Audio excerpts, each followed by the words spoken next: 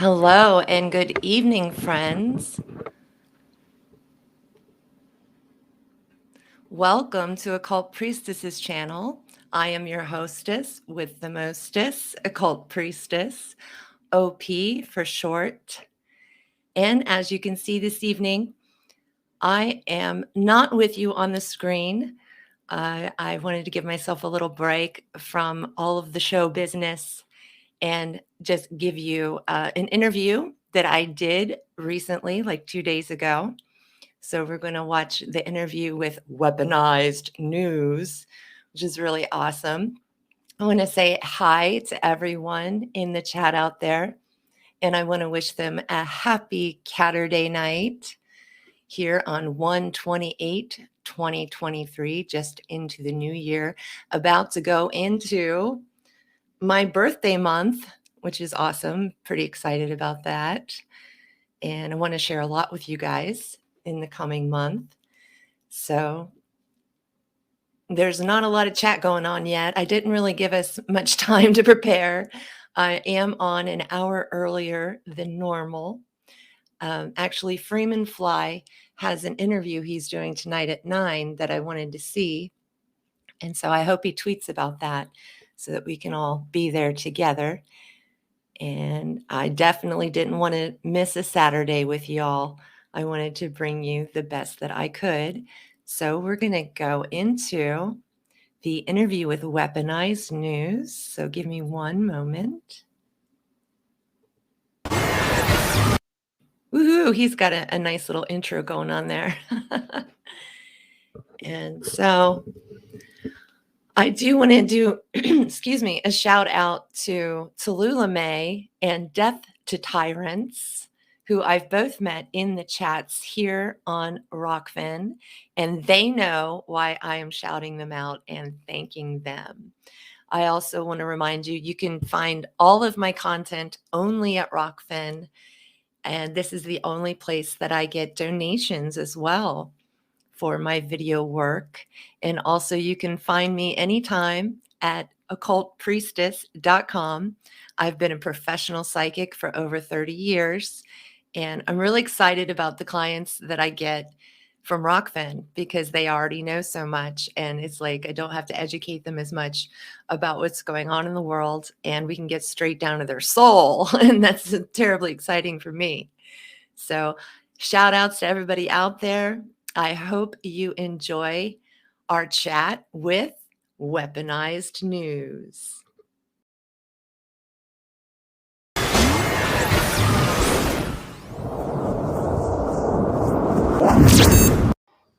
Hello, friends. This is Sam Cheney reporting for Weaponized News. Today is January 26, 2023. And we have a very special guest on the line, Occult Priestess. How are you doing tonight, Occult Priestess? Hello, Sam. Good evening to you. And good evening to Tom Cooper, my friend over there in the chat. Hey, Tom, how you doing tonight? Glad to see you here. It's awesome to be on Weaponized News with you, Sam. Weaponized News. Well, the title of the show is The Great Work. And the news is weaponized, and that's where I got the name from, Weaponized News. When I was thinking of a name for the program, for the website, I thought, what better than to throw it back in their face and be a little bit ironic at the same time. In my logo, of course, is a camera gun because they're triggered by these scary-looking AR-15 guns. It's a camera, people, not a real AR-15 scary assault rifle now, but all of it is kind of, and then, of course, the flag behind me. It's ironic. I know about the American Empire. It's weaponized against us. I mean, they're actually having congressional hearings now. The weaponization of government. so it is the system is definitely weaponized against us, and henceforth the name Weaponized News, throwing it right back in their face. Shout out to our fans following us over there on Rokfin, Rumble, and Odyssey. We really appreciate you guys get in the chat, ask us some questions. We can interact on there. And I really appreciate the Rokfin audience. We're growing quick over there. It goes to show you what happens when you can broadcast uncensored and actually speak your mind as compared to YouTube and Facebook and these other big tech platforms where I don't even know how anybody could use them anymore, because you have to speak in code to actually even say what's on your mind and broadcast the truth. And we're trying to get down to the bottom of the truth about what the heck's really going on and carry out the great work and challenge the world to challenge themselves in their own morality about what the heck's going on. What can you do in your own personal life? Because we're not going to change the world, but we definitely can change whoever's in our own immediate circle of influence, our friends and family. And we need to have, in 2023, we need to have serious discussions with them about, we just got done with the biggest crime of the century, the bioweapons attack against us, the COVID-19. Now they're trying to start World War III. I would say we're already in World War III, but like a hot war with Russia in Ukraine. So it's very trying times. So we need to get our friends and family in our immediate circle on board with what the heck's going on and paying attention, and then so on and so forth. And then they reach that next person, and sooner or later we can get enough people aware and active in their community to make a difference, and not just lay back and watch Netflix and let the government and these evil people do whatever they want and run us over and kill us. And so, right on, brother, preach. well, I think that's my little contribution to the great work. And if we all do a little bit, because we're all not going to change the world individually, but all of us together doing our little part can change the world, is the way I see it. So how do you see it? What's your part in the great work, Occult Priestess? Well, I agree with you very much that it's a collective situation, because I've worked many years on perfecting my inner self, getting to know my soul, know thyself. And no matter how good I get at that, the world's still messed up. So it's not that you're creating your own reality, which is what a lot of new age people say, that if you get right inside, then everything's going to be right outside. That's actually, when you dig into it, a form of nihilism. So I believe that the collective is waking up one way or another in this nightmare, and then everyone's going to make their own individual choice whether they're going to fight for the light or atrophy in the darkness. Oh my gosh, it's our friend. I was just talking about him. We have Thomas from Alpha Mega Energy Online. How are you doing tonight, Thomas? Can you hear us? Good. Check. How's my voice? Okay, it's coming through today. Good. Hi, Thomas. It's great to meet you. Ah, nice to see you. I was hoping to be on the show today and see you. I've been researching from time to time, just kind of stumbled upon it actually. Occultism in the Nazi regime. They used a lot of occultism and research into the occult in order to try to advance their technology, in fact, which is really quite interesting. And I noticed a lot of very interesting perspectives that are very visible in physics due to the Nazi regime and the way that they're looking at things. And it was quite strange, actually.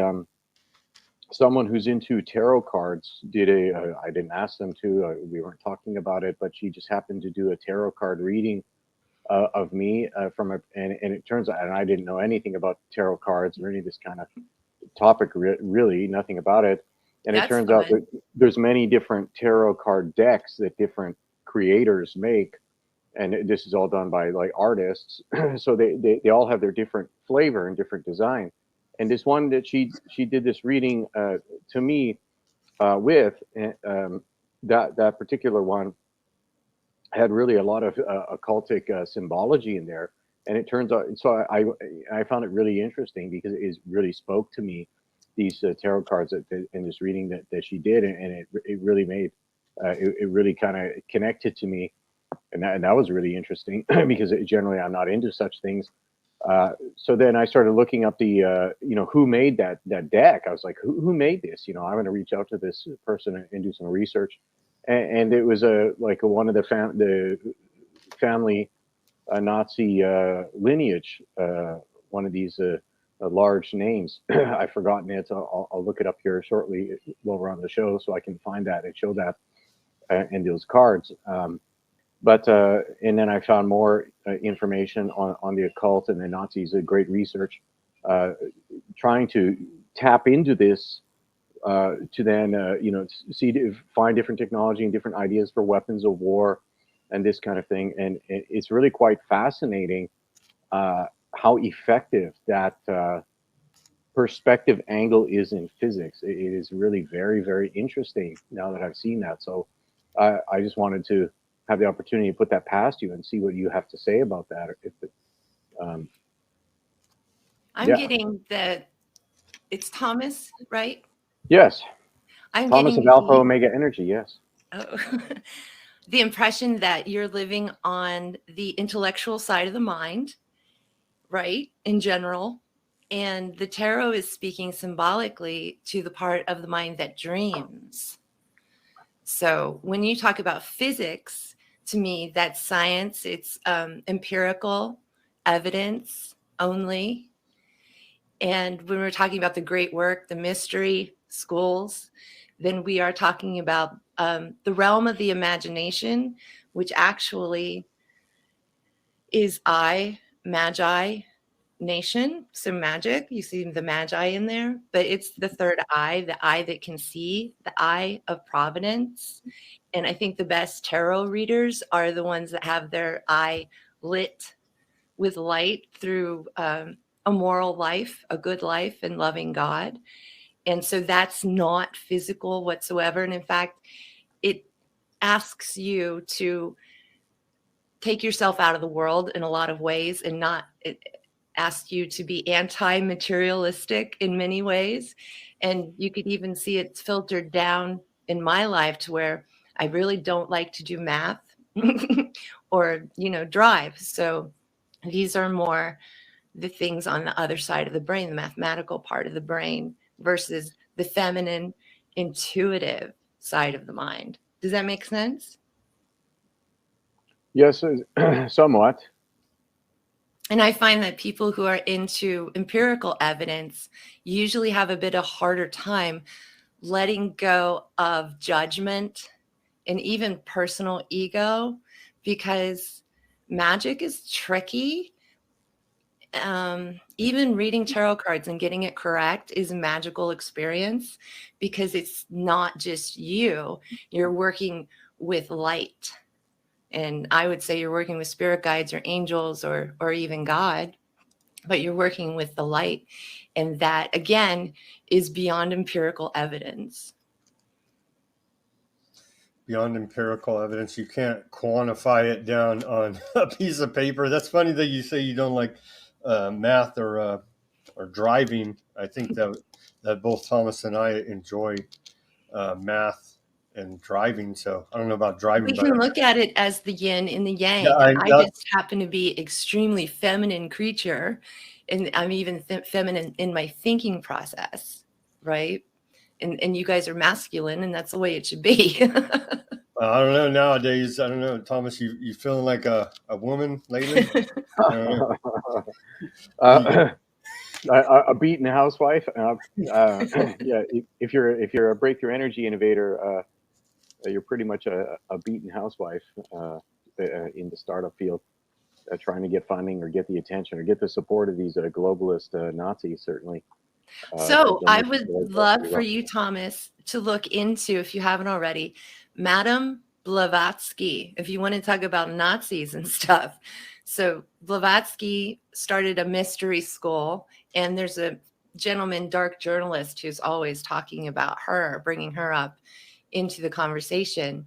But she kidnapped children and then tortured them to be psychic and then do her bidding. So she was also involved with United Nations, and it's where we're getting through Blavatsky and her line is where we get our modern school system from, the Prussian method, all that obeying authority and everything. So when you're talking about Nazi technology, you might be talking about the Nazi bell, which is like a UFO. It's That's certainly one of the does things. this, yeah, aerodynamic stuff, but also through Operation Paperclip, or was it Project Paperclip? You understand, a lot of the Nazis came here and became United States scientists, and they were still working on everything they were working on in Nazi Germany. Yes. So I definitely Absolutely. see that, yes, Hitler was into the occult, but only to steal it and to make it his own through his egoic ways. Yes. But then again, our government was like, wow, that's hot. Let's do that here. Yes. Hello, you guys in the chat. I wanted to peep in here and welcome some fellow Rockfinners. So we've got Gardner Goldsmith in the chat. Please look him up on Rokfin for his brand new show. He is rocking it. It seems like 7 days a week, but I believe it is 5 days a week at this point. He has an amazing channel and he has great information every night. So get to know Guard Goldsmith, you guys. I also wanted to say hi to everyone in the chat. It's weird. I don't know if I'm looking at the right chat. Isn't that strange? Okay, there's Aram. Death to Tyrants. I shouted you out at the beginning of the show, so you can always go back and listen to that. And Occult Rich, he came over from Weaponized News, I believe. I wanted to say hey to you. Did I say hey to Aram out there? Hey, Aram. So all of a sudden, like the chat just went boom, and I wanted to catch up with everyone. So I am wishing you a happy Catterday. I am not in full makeup. In fact, I am in full pajamas. So that's what's going on with me this evening. I hope you are comfortable as well, and we'll get back to the show. Yes. Yeah. Now, Yeah. what? Let's import that. We're for you anyway. We propped up Adolf Hitler anyway, so let's bring him on. Bring him on over. And he's trying to stop the Rockefellers. The Rothschilds, and he arrested them for their corruption, and it nationalized all of these different industries in this monopolist, one world government dictatorship. And Adolf Hitler decided to get rid of that, put a stop to that, somewhat similar to Putin looking to stop Zelensky at this point in time, kind of turned against, it'd be like if Zelensky turned against the New World Order right now, it'd be the same exact thing. So once he did that, they had to get rid of him. And this part of history is erased, and we're told a totally different story. So, but this occultism, I'm working on trying to find this particular tarot card deck. Yeah, I want to know who the author is. Most people in the audience might understand that the tarot that we have nowadays came through the Golden Dawn and the OTO, Thelema, Aleister Crowley stuff, especially the Golden Dawn, and also Masons, I would say. It's hard to tell the difference between the Golden Dawn and Masons when you're really looking at it. But they had an exercise in the Golden Dawn where everyone contemporary at the moment that was a member had to make their own tarot deck.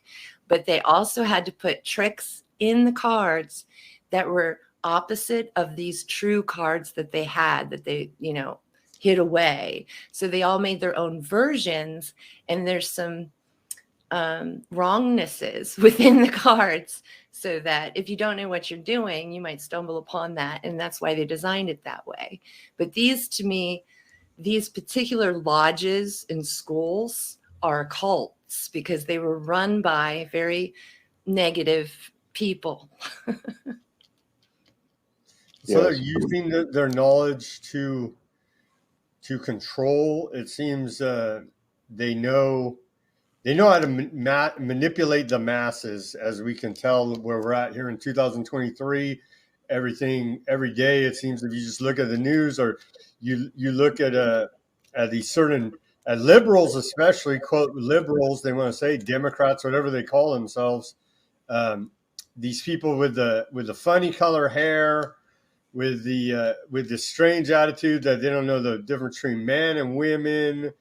They're sexualizing children, and this type of behavior, and it just seems to be getting worse. they support the government. They love the government, it seems, but whatever political puppet they put up there, whichever the TV tells them to support, is what they'll do. And so it feels like we have a large section of the population that's under hardcore mind control. They're under some type of hypnosis. Are they, in your opinion, are they using these occult type practices to put people under a spell? All right. So I do believe that mind control is a form of hypnotism, but the soul has to be willing on some level somewhere, or just completely ignorant, like young. I don't blame young people who got the jab and stuff because they really have no life experience. But what we're going back to again with Aleister Crowley, he was the beast and he worked for MI6.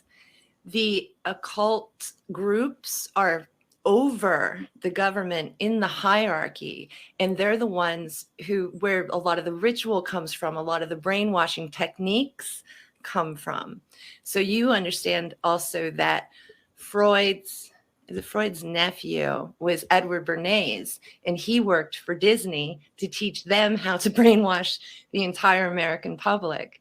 But it really goes back to these older, what people would call occult or mystery schools, but they're cults. And what they've done is taken sacred knowledge and then turned it inside out, upside down, and inverted it. The stuff that we're hearing about children nowadays, with the adults doing BDSM and drag shows and basically having sex in front of children, this all comes from the teachings of Aleister Crowley. And he teaches that a child should see every sex act, I think it's before the age of 6, or then that kid's never going to be able to be a Crowleyite. So you understand they were abusing children along with the church even. I mean, these are the same types of groups. They might say that they have different gods, but their god is Lucifer. Well, the Pope just mentioned that outright recently on international television. That was quite... what happened? Tell us what happened. The Pope said that their god is Lucifer. Was addressing the mass, etc. on international television. It was televised, this one mass, and basically spoke that the name of their god is Lucifer. Oh my goodness! They have that Lucifer telescope over there in Rome, and I believe like Blavatsky used the word Lucifer. A lot of them do. Yeah, is a binocular telescope which is able to see a lot further and cut out a lot of the distortion. Right, so light, Lucifer. Now, are they, in your opinion, are they worshiping an entity, or is it just their mindset? I think it depends on the person. I think if they're really into it, they are worshiping an entity. In fact, they're inviting different types of demons to come in and out of their body and use them for whatever the agenda might be. So it's a lot of rock stars do this too. Hey man, let me download a #1 song and then we'll go kill some hookers, Like, I believe it is a give and take blood game that they're playing with the demonic side of the other dimension. Now, have you gone into any of these through rituals, or have you had any experience with that? I had something called sleep paralysis most of my life. And that's basically sleep paralysis. We were talking about a little bit before the show, and I was saying, yeah, maybe I sleptwalked before and like went to the refrigerator and ate a sandwich and didn't even know it. But you're talking about something totally different than that. Well, in your case, sleepwalking, usually don't get sleep paralysis because you have the opposite problem. You can't stay down, where my paralysis is you can't get up and you can't move. So basically, it's as if a laser ray is put upon you and you feel all these vibrations in your body upon falling asleep.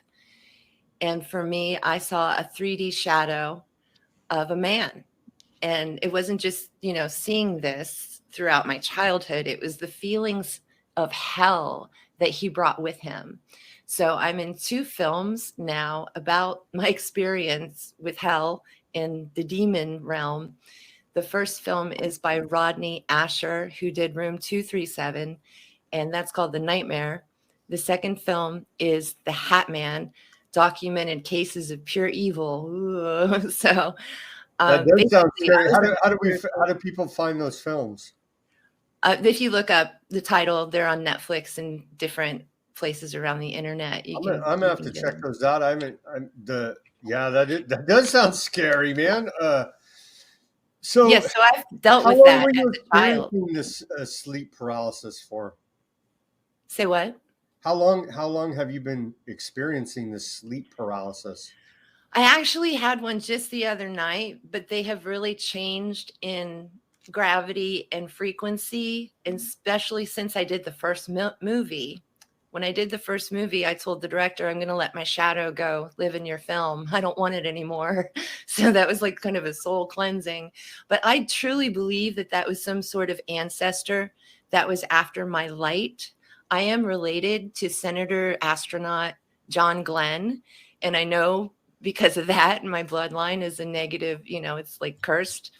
And I was told as a young psychic that my bloodline was cursed, but I thought, well, that's very shameful. I feel ashamed.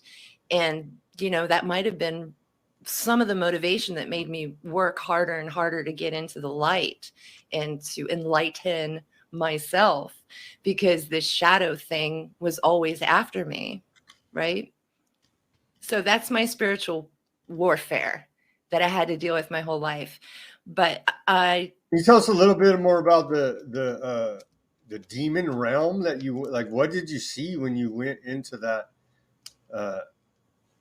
other realm or dimension? well, just the other night, I found myself in the bed of an old man, very nice, very, very nice sheets. I assumed he was rich, but the moment he realized I was there, I felt the shadow sucking me in, which it feels like a void, but it also feels like hell. I hear a lot of screaming, agony. Sometimes I even hear telephone calls or radio shows. So it's a frequency wave. And I can tell you that we have our waking consciousness, and then you have your subconscious. Beyond that is the realm of the dead, and beyond that is heaven. And I had to go through the realm of the dead to get to heaven. Geez, so do you think you're more tuned into this because of your bloodline? Yeah, I do. I really do. But I also understand a layer above that is that I always incarnate during a spiritual war. And so I'm built for this kind of thing. And I'm going to attract the darkness to keep me down, because that's how the world works. Wow. So you tell us about, what are your thoughts on the reincarnation? How does that all work? Do we can we ever can we ever do well enough in this life to not have to come back to this dimension? Yeah, if you listen to the Buddhist, it's been done several times by several beings, and it's totally doable. But the challenge of, I would say, a true Buddhist is, can you keep coming back for the compassion of all living beings? Even though you're done, your soul is cooked, you're good, you're golden, you're a golden soul, and you can go travel the universe and explore God's grandness in every way possible. Or would you like to volunteer, come back to Earth and help your brothers and sisters? Geez, we need to now more than ever try to convince these people that you're actually not a transgender. I mean, that's just the most far out thing that really came onto the scene ever since, Bruce Jenner, the famous Olympic athlete, and then all of a sudden turns into a woman. And it seems like it went crazy ever since then. And it's clearly social engineering, but I mean, I believe these people really feel that way due to chemicals in the water, due to the propaganda on the television. The gay frogs. The gay frogs, atrazine, and many other chemicals, the BPA before that, the soy, there's all these different, estrogen mimicking hormones, and they put it in the food, the water, the air. I wouldn't be surprised if they're spraying it in the chemtrails. So, but it feels like we need to try to reach those people. I don't want to hate those people unless they're a going after children. But it feels like we need to try to help those people and see that this is not natural and not correct, and they need to seriously detox and get right with God, because it's not natural to be saying that you can just choose whatever gender you feel like. I mean, men, women, it's pretty simple, right? Are here to procreate, to carry on the human race, and they're having this thing where like, no, now infants can choose what gender they are at birth before they've even gone through any of this poisoning or programming or mind control. And it's like, wow, we've gone too far with it now. Well, we're at the end of a chapter for sure. And it's kind of exciting because it's never been this crazy before all over the earth. That's exciting to me. Tell us about that. We're at the beginning of a new age. Well, a new chapter. We are at, if you wanted to get into ages and stuff, we're in the Kali Yuga, according to the Hindu yugas. And the Kali Yuga is the destroyer. But when I look at it, I see destroy my ego, destroy my transgressions, like destroy me until I'm refined into a diamond kind of thing. But some people see, oh no, there's Shiva outside of CERN. It's the destruction and the destroyer. So I don't take all of these metaphors the way most people do, because I actually work with these gods and understand their teachings and their lessons from that standpoint. So Kali Ma is here to crush anything about you that's fake. So are we living to that time where that will happen? Yeah. Yep. I think you can already see it. We've seen so many people lose face because they were wearing a mask. Like for me personally, when I saw Buddhists wearing masks, understanding that they know how important the breath is to us, they teach it every day. They gave that up for a narrative. That blew my mind. I had no idea how naive or dumb people are. Or fake, like you said, it showed. That was the great, for me, one of the great silver linings of COVID, the the bioweapon attack against us, the oppression, the crimes against humanity that we all suffered, the trauma that we can all share as humanity put upon us by the system. One of the great silver linings to me was it exposed everybody who they actually are. How are you going to act in a crisis when the entire system is against you, and they're using this fear-based, trauma-based mind control program against everybody? How are you going to act in that circumstance? Just like, how would you have acted in Nazi Germany? Because that was how people used to always say, would you have stood up against Hitler, or would you have stood up against Stalin, or any of these type of tyrants that were going on these killing rampages? What would you have done in those times? Well, we got to see in our time, in real time now, what people would have done, how they acted during this crisis that they voiced upon us. And a lot of people failed the test in my mind.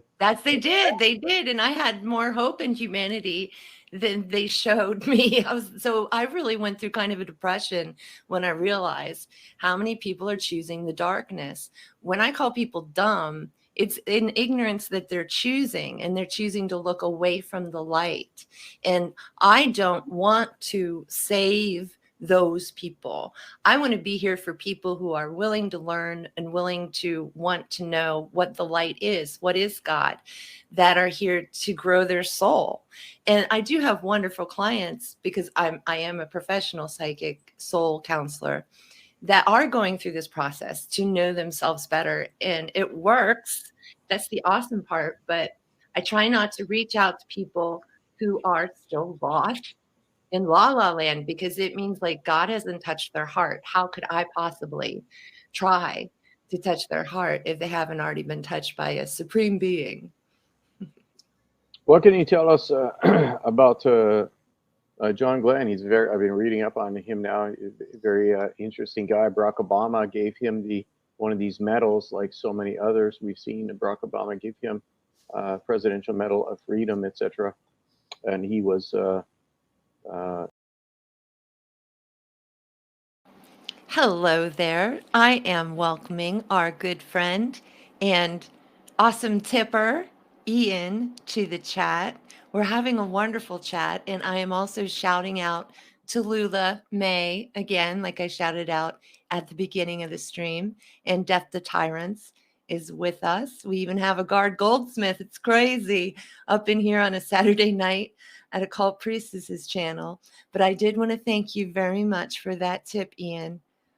We appreciate you. And we'll get back to the show. The senior astronaut in 1962, in the lead up to the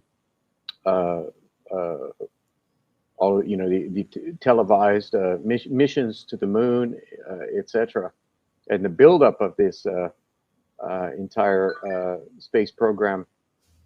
So quite the heavy access to all of the highest level of energy department secrets and military industrial complex secrets and strategy and wow. And but he wasn't a terribly intelligent person.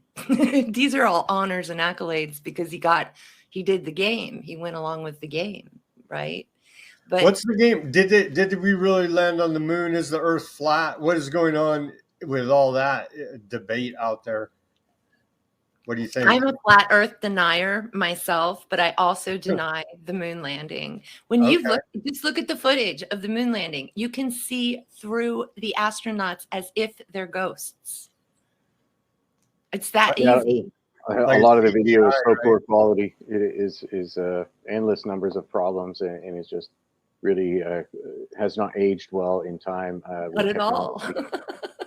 Certainly. So anybody looking at this, and internationally, people don't realize that in a large parts of the world, actually, surprise to Americans. But here's an example: Cambodia, for example, in Southeast Asia, and many people in Southeast Asia, even maybe most of them, they think this is completely fake and it's just a big scam by America, etc. And they've never done this. And this is the common thinking amongst everybody. And if you talk like as if America went to the moon, they think you're full of shit. They think you're pulling. Yeah, they think you're pulling their chain, and it's just so stupid. They don't buy it for a second. John Glenn was a NASA psychologist, determined that he was the astronaut best suited for public life. So right, like an actor. Yeah, that's very interesting. And what he was he was a vice presidential candidate. He campaigned for Robert F. Kennedy during the '68 presidential campaign. It's like you're reading a list of sins to me. Really?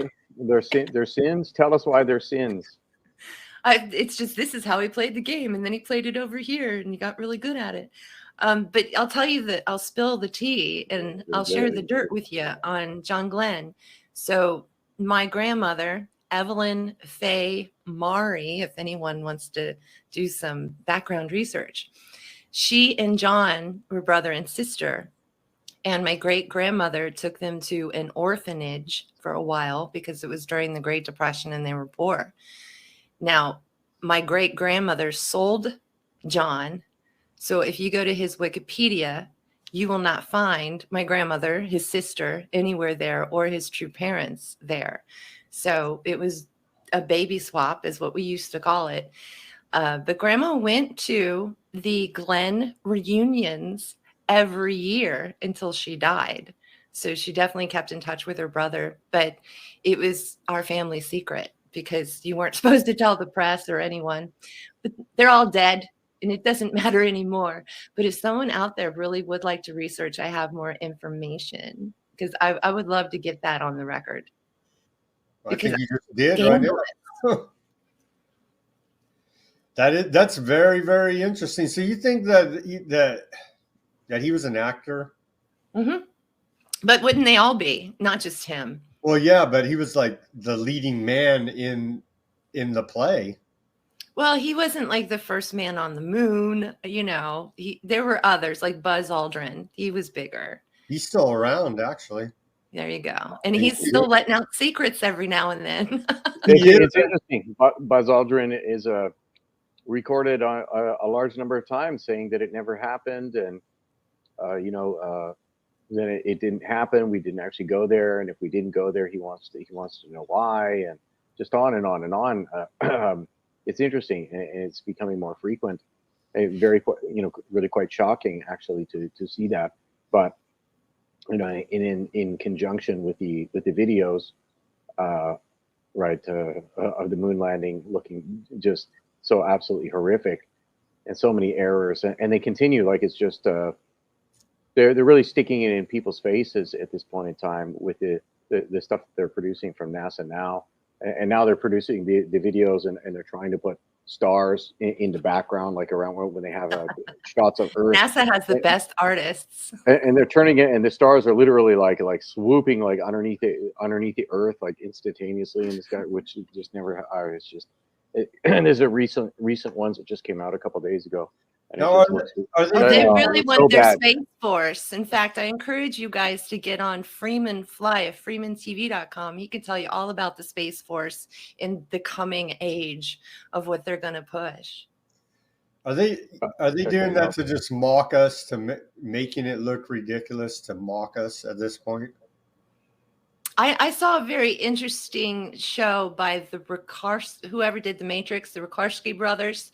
I don't remember the name of it. It was on Netflix, but they put everyone in a rocket ship and made them believe that they had gone to the moon, that they were traveling the universe.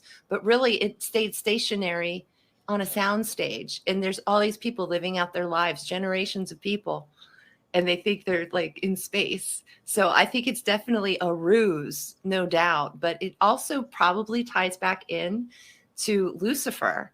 The weird thing is that Rodney Asher, the director of the film I'm in, right before my film, I call it my movie, he did the film 237, Room 237.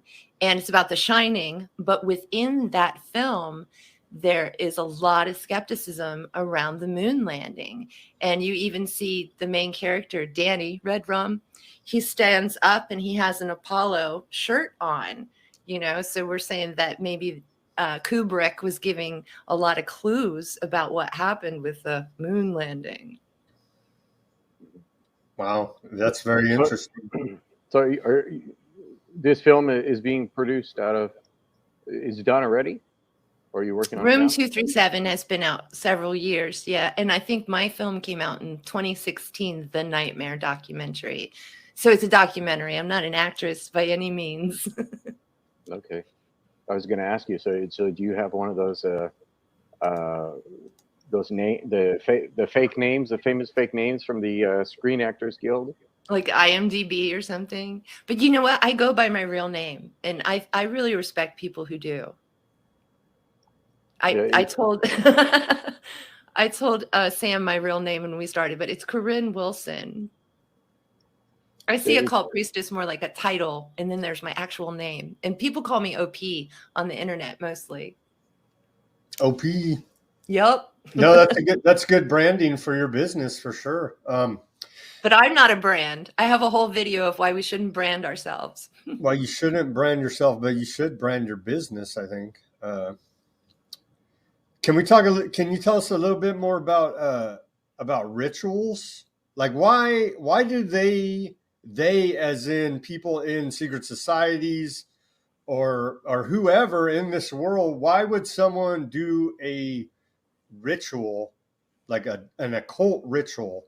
What energy or power and what are they getting out of these rituals? Like, say, men in black robes holding hands, walking in circles, or like the ritual. I believe that the masks and the social distancing were a type of occult ritual. So what do we get? What do whoever's doing rituals get out of said ritual? Just like one, for example, as there's many out there. Well, you understand it's a team effort. So it's more to align the cult with the cult leader or the dark entity that they might all be surrounding themselves with, right? And we use the word occult in a very negative way. This stuff is satanic. To me, the occult is very refined and beautiful and ancient, right? The ancient mysteries of like Hermes Trismegistus or the mysteries of Isis. But what we're talking about is ignorant fools who have read beautiful tomes of magic and turned them upside down. And, you know, in the past, we would say, oh, babies eat witches. Wait, wrong, other way around. Witches eat babies, right? Well, those same witches that ate babies aren't the people that are delivering your children and giving you herbal medicine. Those are the people up on the hill in Washington. Those are the witches that eat babies. So the narratives have been really messed up over time to where the nature people, the pagans, the people that helped you give birth and gave you herbs for your sore teeth and whatever, they've been demonized, while Rockefeller and the rest of the people have been raised up. It's like the more money you have, it's a materialistic society.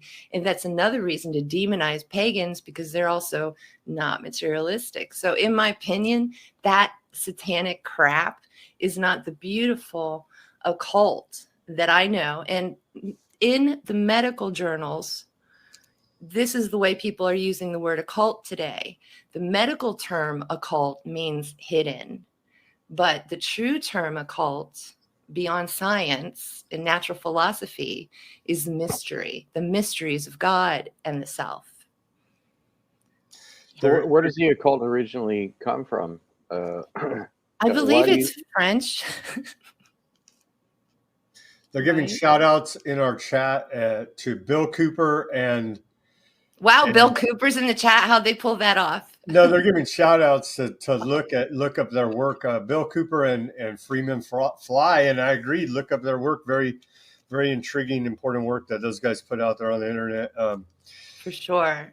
Yay, Freeman Fly. That will send you down some crazy rabbit holes and get you thinking about what's going on. And so next, spellcraft. What is up with spellcraft? Are they using the spelling of words, say the English language, as a form of control? What is that? Or am I way off base? What is spellcraft? Well, I would be more concerned with the spellcraft where they're using symbology. So Freeman came out with corporate symbols, Illuminati symbols. He showed us that, like, the canted square of Dell is Saturn, and he showed us so much with that. So the symbology they're using to program our subconscious, because the dreaming mind can't do math. The dreaming mind can't spell, but the dreaming mind can be hypnotized. So you hit it with symbology. And that's also why the tarot cards work in a positive way, because you're reading the symbology in a waking dream, right? Wow. That's also spelling. spelling. Me away right now. I got to think about that, but that makes a lot of sense.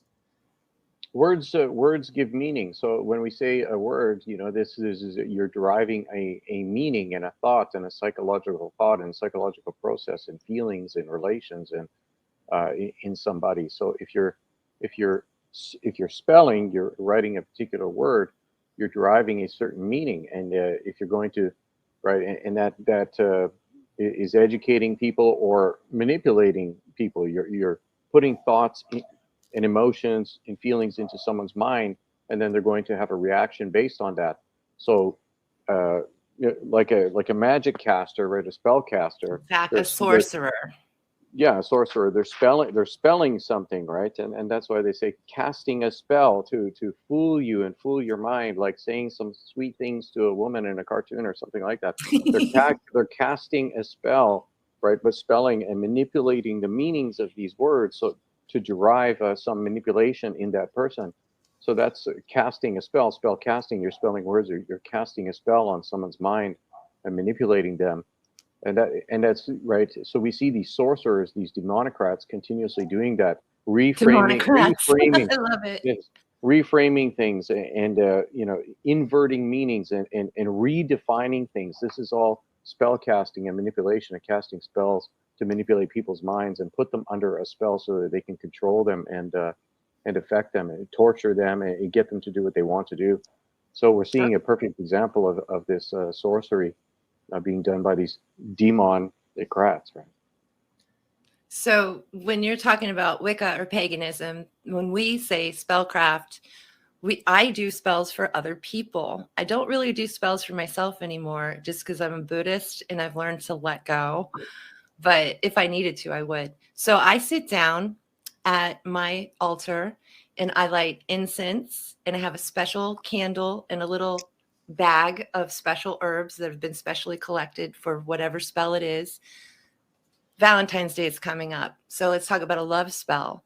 I'll have a beautiful red or pink candle there, carving it, putting signs into it, symbology, like the corporate the Illuminati logos, but really putting the real signs onto the candle. And then I dress that with oil, and I do my very energetic prayers, which is me basically in the room with the gods and goddesses that I work with. And I pray and work towards that person's goal. But like with a love spell, there's a lot of, if you don't know what you're doing, you're going to morally mess yourself up. With a love spell, we only ask, bring in the best person for this person's own good so that they can learn what they need to learn, and maybe they'll find happiness and love. But it's really all about lessons, honestly. So if you were to put a spell on someone, that's black magic. And if you were to say, well, I'm thinking of this person in particular, will you do a spell on them? Never. We can only put spells on ourselves if we're going to remain moral. And what it does is it allows the vibration of love to hang around the aura. And if I'm doing it for someone else, it's hanging around in their aura. And so what it does is it attracts. And that's how spellcraft works. Wow. It really is magic. Black magic. So let me ask you this. Where's Jesus and Christianity fit into all this? Isn't that a cult as well? Well, Jesus to me is basically like a new god, because I worship Isis, Osiris, and then Hermes, like the older Greek gods as well.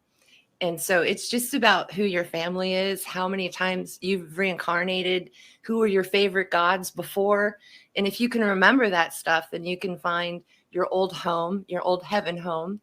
But I'll say something very controversial, and I hope I don't hurt anyone's feelings. Hey, we want to hear all perspectives, and we like hurting people's feelings.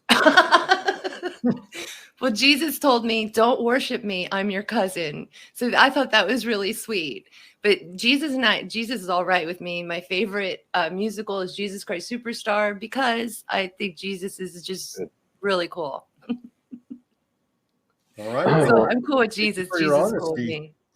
Appreciate your Jesus said, basically said that in the Bible also to a number of times. I'll look up the scripture after I'm done with this tarot card, specifically what Jesus said. I'm sure there's certainly a number of people that would make a big argument with me about that. And I've been in discussions with this a long time ago on Gab, some different people on Gab. You can get attacked pretty strongly by some people with a stronger ego fight interests on there, but Jesus certainly said that, and endlessly talking about praying to my Father in heaven, his Father in heaven, and so on and so forth.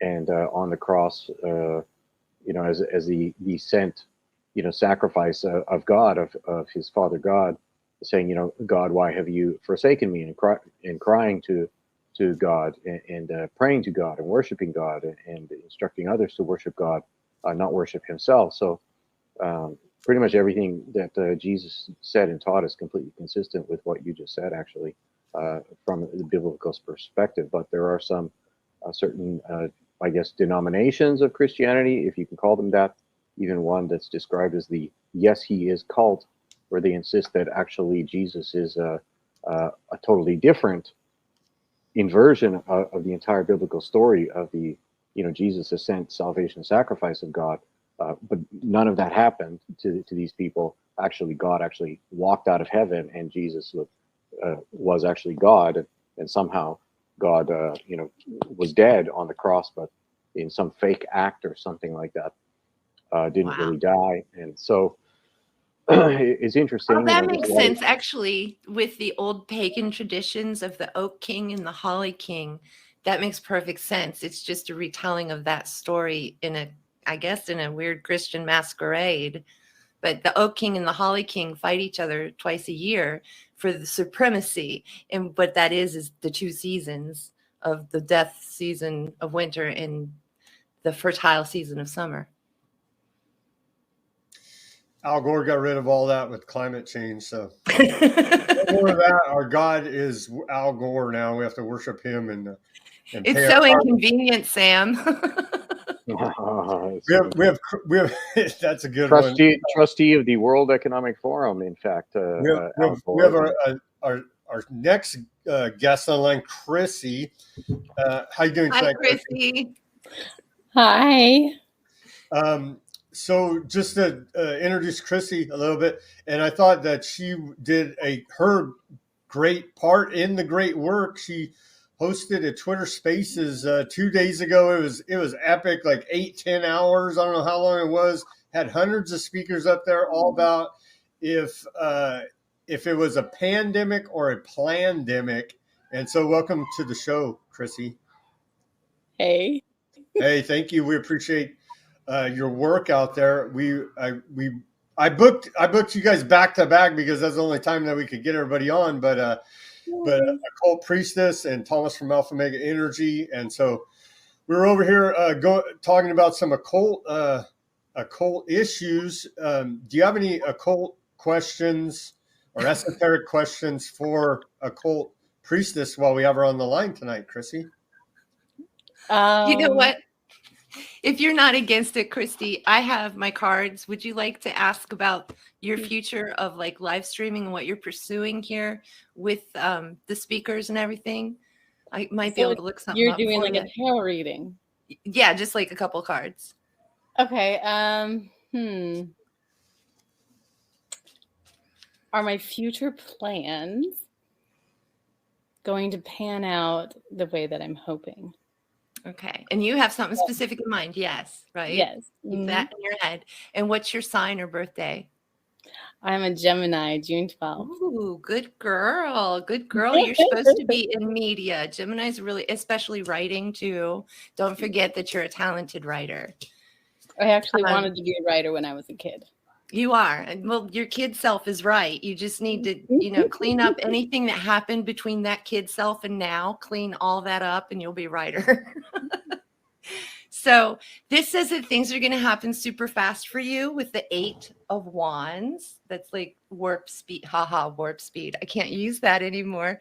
But yes, I would say by this summer, strength card, you're going to know what you're doing and have it all organized and going by this summer. So it looks awesome. You just need. Nice. Now we're going to get personal here for a minute. We'll call it your inner child, sometimes gets very needy and acts out. You have to do self-care, especially during a busy time working with lots of people. So make sure that you're carving out self-time. It's the most important thing, and your success depends on it. But it looks good from here, sweetie. High five. Nice. That's nice. Very positive.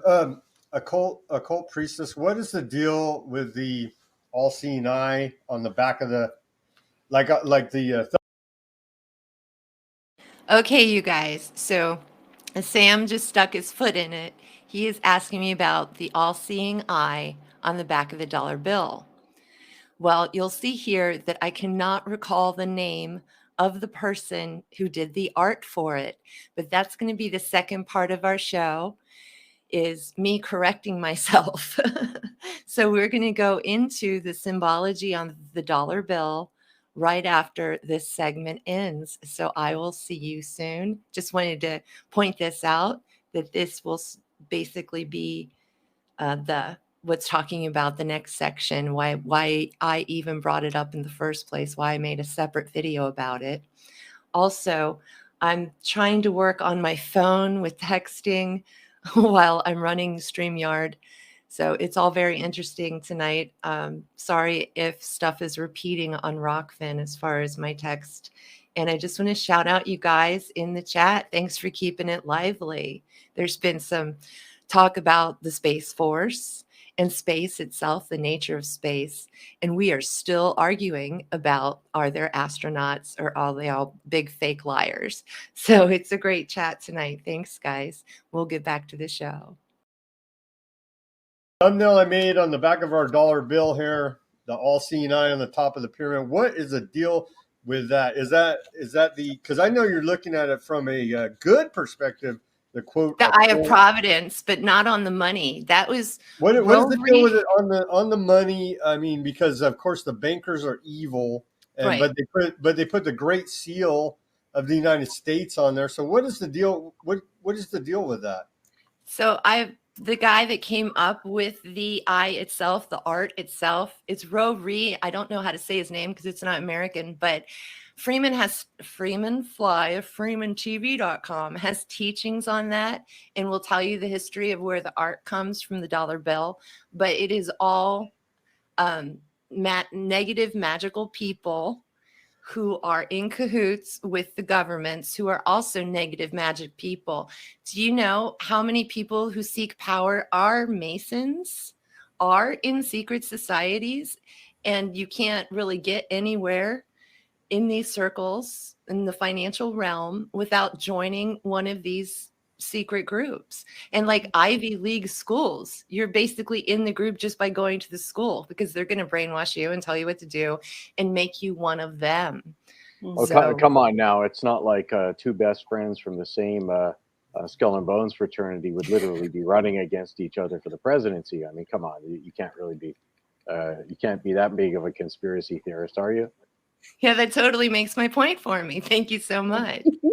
So I want you to know, you guys can find me here on Rokfin/Occult Priestess, and you can also make appointments at occultpriestess.com. But I want to give this beautiful woman the room and let her have her say, because I think it's very important what she has to say. And I want to thank you, gentlemen, for letting me on your show. And I hope we can do it again. And I hope that you can come over to Occult Priestess as well. I would love to trade shows. Yeah, awesome. Thank you very much for your time. Everybody go, let me screen share and we'll throw up your website there. Thank you. So everybody can take a look at occultpriestess.com. Everybody go check out her great work. And I'm going to be listening, okay? I'm just going to leave the room, but I'll be listening on Rokfin. I want to hear what she has to say. Awesome. Thank you very much again. Yeah, and we're gonna continue to do the great work. Like I was saying at the beginning of the show, if we can all do a little bit and collectively, influence our own circle and then spread out from there and have that person influence one other person for the good, for the positive, then we can make the great work a lot easier. And we can. Amen Ra. Amen Ra. Bless you. Have a blessed night, you guys. Have a great night. All right, good to see you. Looking forward to coming on your show, and when I find all this stuff that I need to show you and get you to review this. Let's do that. Hit me up on Twitter at Occult Priestess. We'll definitely do that. Bye, for sure. All right, everybody, thank you very much. Thank you, Occult Priestess, again for coming on the show. We'll have to collaborate further, and Chrissy, for your contribution to the great work, as we all do our own little part toward the great work of awakening humanity for the greater good, not in the communist collectivist sense, but in the overall sense for a better health and well-being for our friends and our family, and for the future for the children, because we're under full-on attack by evil forces. It's a eugenics, depopulation, one world government agenda we're living under. It's clear to see. Everybody just go to UN website, go to the WEF website, and it's right there, primary source. You can read it from the attacker's own words right there. Don't take my word for it. Do your own research. Subscribe to this channel. Peace, love, and liberty, and have a good night.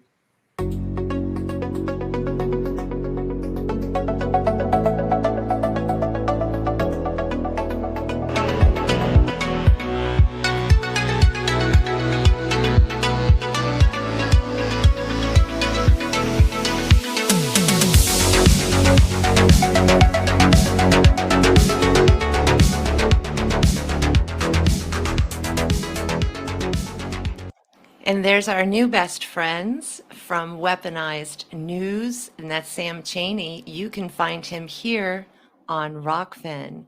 And remember, on Rokfin, if you sign up for premium, you get everyone's exclusive content, including mine. So sign up today. Okay, enough of that. All right, guys. So this is the second part of the stream where I couldn't remember that artist's name, and it's Roerich, I believe.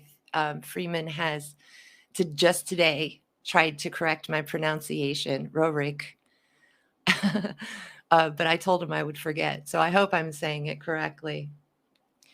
And so there's a dispute, a debate on where the art came from for the eye in the triangle on the back of the American dollar bill. I had watched some of Freeman's work, and he says that it was this New Age mystic guy who knew was it the vice president? We'll get into it. It's all here. And that this came through mystical means, right? But I found a contrary point of view, and this was just today. This was like on the fly, haha type of research. So I'm not telling you what to think. I never do anyway, regardless, even if I'm convinced. But I'm going to bring up some points from a blogger who says that he does not believe that that was the artist of the eye in the triangle on the dollar bill. So I'm going to bring it up. And what we'll first hear about is the official story of the Great Seal, right? So I got a robot guy to do some reading for me, and I recorded him reading these articles to us. And then you'll find there will be a robot female, because I ran out of good robot voice time for free. So they gave me a junkie robot female. So she's not as good as he is, but she's the one that reads the article that is the crux of the matter. And I want to leave it up to you and what you decide. And I hope you tell me in the chat what you think. Who is the true artist of the Eye of Providence on the back of the American dollar bill? So here we go. The Great Seal of the United States. An overview by John D. MacArthur. On July 4, 1776, the same day America's 13 separate states united to declare themselves an independent nation. The Continental Congress took the next step necessary to demonstrate this independence. They began to create their national emblem, the Great Seal of the United States. During the next 6 years of the Revolution, 3 different committees submitted ideas for this graphic image of America, but none were acceptable. On June 13, 1782, Congress turned the task over to their trusted secretary, Charles Thomson. Using symbolic elements from all 3 committees, plus imagery and mottos of his own, Thomson created a bold and elegant design. A week later, he presented the written description of this 2-sided design to Congress, and Congress approved it that same day. The Great Seal of the United States was officially adopted on June 20, 1782. Ever since, its design has remained unchanged. These are the only preliminary drawings of the final design for the Great Seal. Thomson's sketch, June 1782. Barton's reverse of Great Seal.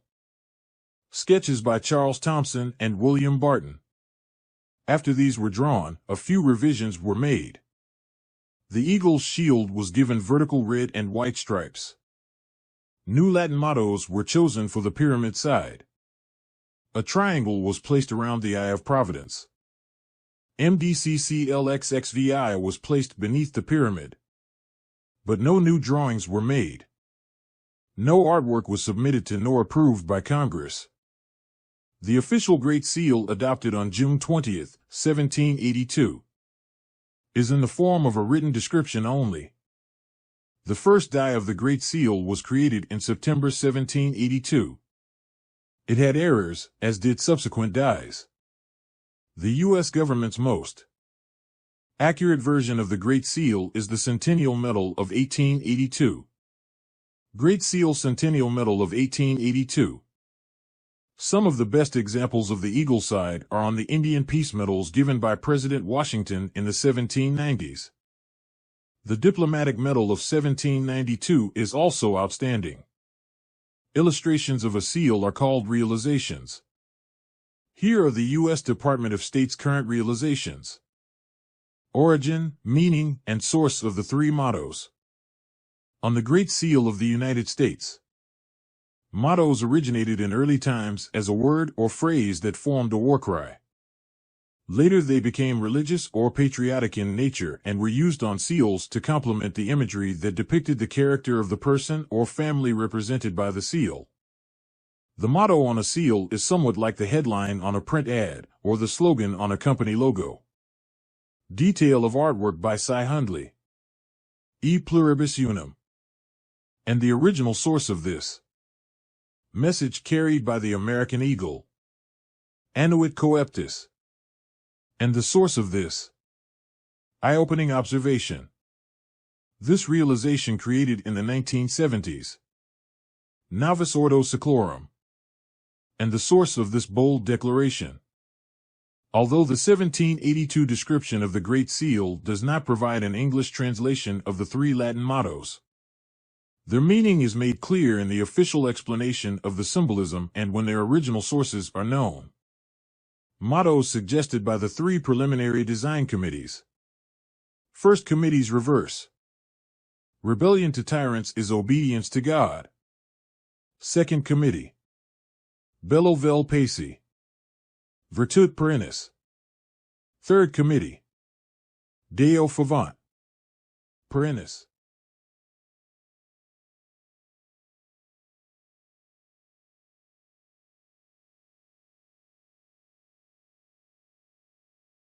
Series of articles by E. Chernik about American dollar and causes of the world crisis appeared in Russian newspaper Komsomolskaya Pravda in March 2009. Series of articles by E.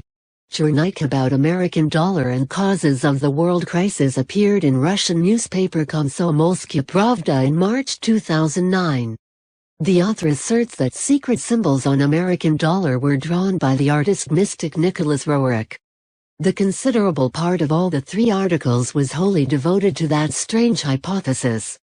However, E. Chernik gives no convincing proofs in his articles. Moreover, the articles are full of evident errors in dates and events, which make his accusations of Nicholas Roerich unsound. For example, we have already written about the mystery of $1 bill of 1928, which was designed by Russian artist Nicholas Roerich on the assignment of the future U.S. Vice President Wallace.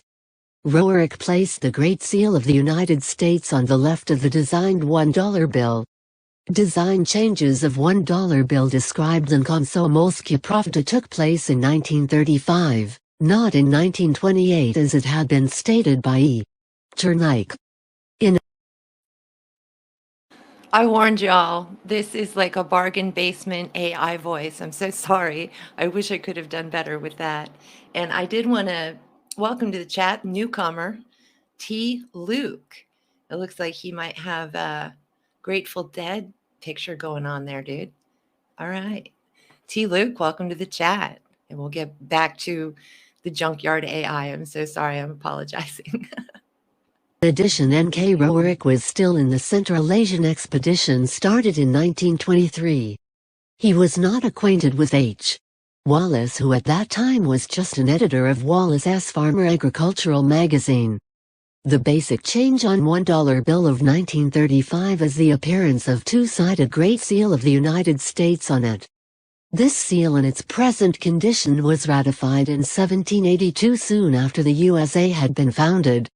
The Treasury Department of the U.S. official site reads, "The eye and pyramid on the reverse side of the $1 bill have been copied from the Great Seal of the United States." For the first time, the seal was applied on the $1 bill of the Federal Reserve System in 1935. I sent a letter of inquiry to the Bureau of Engraving and Printing at the Treasury Department of the U.S. and got a reply on March 20th.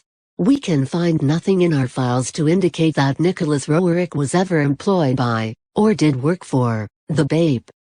Further, they informed, With the series 1935, the back design for silver certificates were changed to incorporate the Great Seal of the United States. Edward M. Weeks, supervisor of the Bape Engraving Division, was the designer. This design was also used for the backs of Federal Reserve notes. In July 1935, U.S. President F. Roosevelt received the first preliminary version of the new banknote from the Federal Reserve System Bureau. N.K. Roerich, who was still in Manchu expedition far from America and by no means was not able to make the design of the mentioned banknote. Moreover, there was no references to the design of $1 bill. Who happened to be the initiator of the new design of $1 bill? The site of the State Department in the paper commemorating the seal reads, "The U.S. government decided to place the Great Seal on the dollar bill." David Avassan's book The Secret Symbols of the Dollar Bill specified, in 1935 Franklin D. Roosevelt ordered that a new dollar bill should be designed. He requested that this new design should be based on the symbolism of the Great Seal of America. In 1976, the State Department of the USA has published a book about the history of the Great Seal. In this book there had been published the letters of H. A. Wallace, the Minister of Agriculture of the U.S. in 1930s, which were written by him in 1951 and in 1955. H. A. Wallace recollected that the idea to use the Great Seal had come to him while reading the brochure about the history of the Great Seal. He addressed Roosevelt with the idea to add it on the coins, and the President, approving this offer, insisted on using this symbolism on the $1 bill instead of coins. The corresponding commission was given by Roosevelt to the Federal Reserve System Bureau. Further, E. Chernyk wrote, Roerich enciphered the main secret in the center of the bill. Above we see the bright inscription, "The United States of America." Below at first sight the pious phrase in Latin, "In God we trust." The inscription "The United States of America" had already been in the design of the $1 bill. The phrase "In God we trust" was not at all in the design of 1935. This text appeared for the first time on the silver certificate in 1957 and on dollar bills in 1963 when the Congress approved this phrase as an official motto of the USA in 1956. Besides, this phrase is not in Latin but in English. Thus we can say with confidence the N.K. Roerich was not related to the design of the $1 bill. Numerous and irrefutable facts and documents point at H. Wallace and F. Roosevelt as the real initiators of the bill, and Edward M. Weeks as its designer. One more ethical side of the question. Over several issues of the well-known newspaper the line Roerich, dollar, economical crisis has been drawn. Who is interested to cast a shadow on the world-known artist and humanist N.K. Roerich? It is well-known fact that N.K. Roerich had a certain attitude to money as to no more than a forced necessity of the modern world. You are quite right to be terrified that dollar is a king. It is not even a king, but a fierce tyrant and enslaver, N.K. Roerich wrote. Should a journalist rely on accurate facts or on fantasies and unconfirmed rumors? It is especially important if the matter concerns a well-known worker of culture. Should a journalist study all the facts, source materials and recheck everything before writing something negative? After all, even unintentional lie will cause irreparable damage being replicated in millions copies. If your newspaper esteems the truth highly, I ask to publish official refutation. Igor Kokarev, Kirov, March 26, 2009.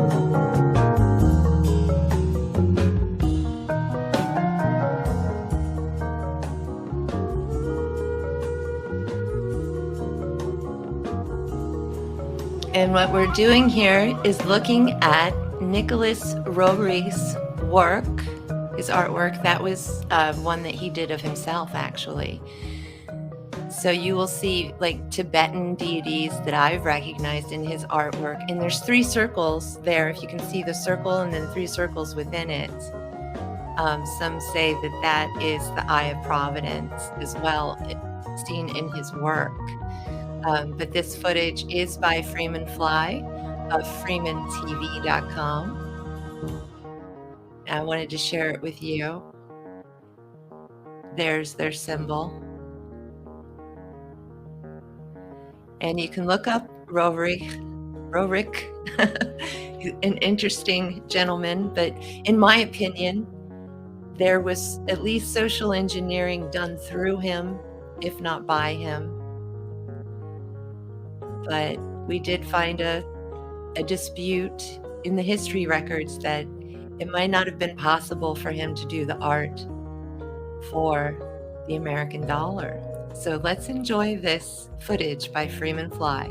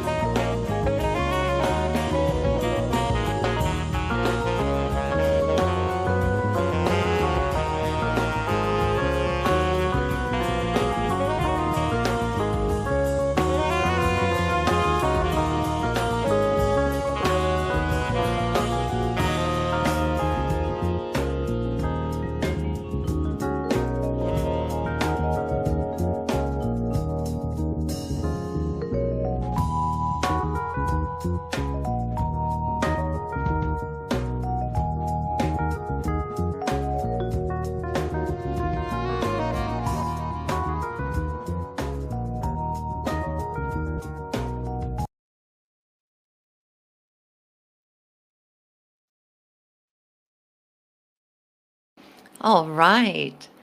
Happy Catterday to you all there in the chat.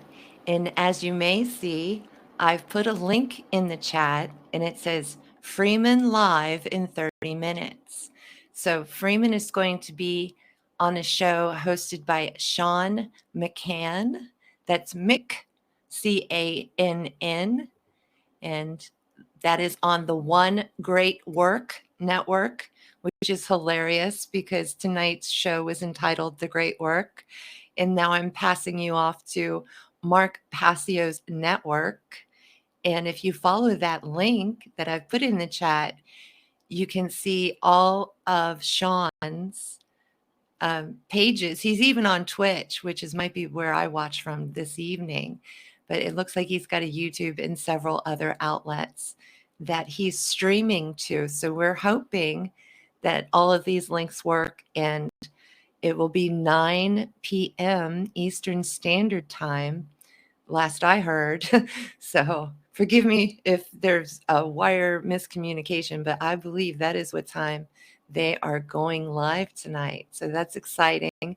That's why I came on a little early, because I didn't want anyone to miss Freeman, and I didn't want to miss it myself.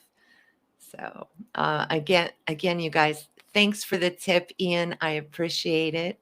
If that's about all I had tonight. I would love some feedback if you think there's a big, huge difference between me showing my face and me not showing my face. I would like to know what you guys think about that, because my nerves are nowhere near as bad. And of course, it doesn't take any time to get ready, and it's a lot easier this way. But I understand wanting to see someone's face and interact with them and be engaged. It's more intimate, I suppose. So, you guys, I am going to be signing off here. I thank you so much for joining me this evening. And I definitely want to approach the Year of the Rabbit topic next time we talk.